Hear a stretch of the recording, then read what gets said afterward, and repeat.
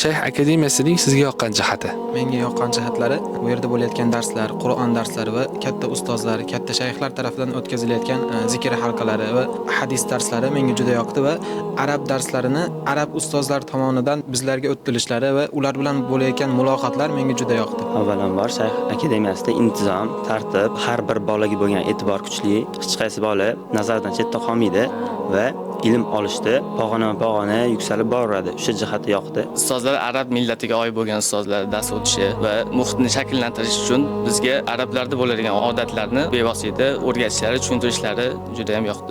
Nega aynan Shayx akademiyasini tanlagansiz? Avvalo, akademiyaning nomi Shayx hazratlarimiz nomiga qo'yilgani uchun ularga ergashib, ularning yurgan yo'lidan yurishlik uchun shu akademiyani tanladim. Shayx akademiyasi men uchun eng avvalambor o'zimni axloqimni va tartib insonini mustahkam qilishlik uchun, ilmlarni olib va yurtimizga manfaat tegishi uchun.